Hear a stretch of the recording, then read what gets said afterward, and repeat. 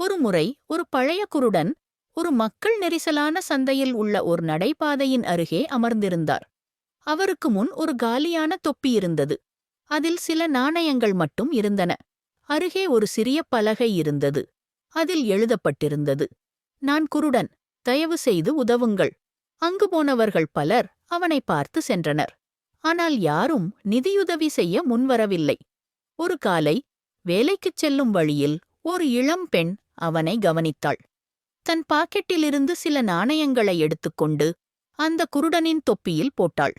நடந்து போகத் தொடங்கியவுடன் அந்த பலகையை பார்த்து ஒரு நிமிடம் யோசித்தாள்.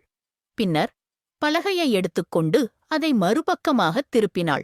அதில் ஒரு மார்க்கரால் எதையோ எழுதினாள். அதை மீண்டும் மக்கள் பார்க்கும்படியாக வைத்தாள்.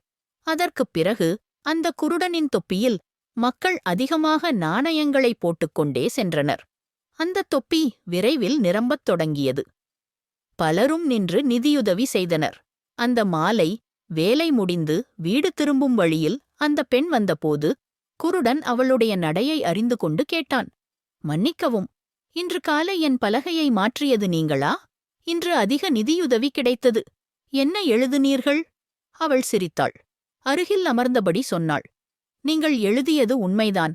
ஆனால் நான் அதே உண்மையை வேறுவிதமாகச் சொன்னேன். நீங்கள், 'நான் குருடன், தயவு செய்து உதவுங்கள்' என்று எழுதியிருந்தீர்கள்.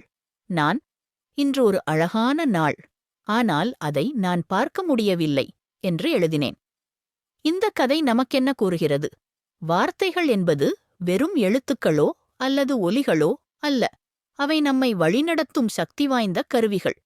அந்த இளம்பெண் சரியான வார்த்தைகளைத் தேர்ந்தெடுத்து ஒரு குருடனின் நிலையை மாற்றினாள். அதனால் அடுத்த முறையில் பேசும்போதோ சிந்திக்கும்போதோ ஒவ்வொரு வார்த்தையும் ஒரு விதை என நினைவில் கொள்ளுங்கள். நீங்கள் பேசும் வார்த்தைகள் மென்மை, கருணை, உற்சாகம் நிறைந்தவையாக இருக்கட்டும். உங்கள் வார்த்தைகள் உங்களை உயர்த்தட்டும், மற்றவர்களையும் உயர்த்தட்டும். இதுபோன்ற மற்றொரு கதையுடன் அடுத்த முறை உங்களைச் சந்திக்கிறேன். Subscribe to Jilly Billy Kids Universe!